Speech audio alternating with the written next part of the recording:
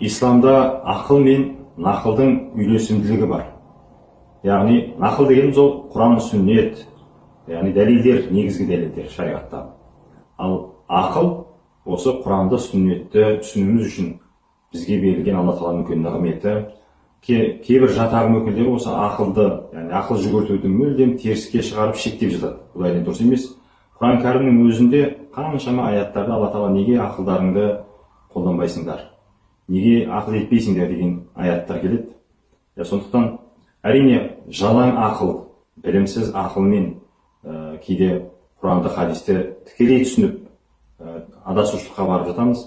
Негізінде адамның ақылы белгілі бір жерге дейін, яғни қолдануымыз керек. Ал енді Алланың сипаттары, яғни жаратушымызға байланысты адамның ақылы жетпейтін дүниелерде біз иман етумен шектелеміз. Сондықтан ақылды мүлдем жоққа шығару ол әрине дінімізге қайшы, Құранға қайшы.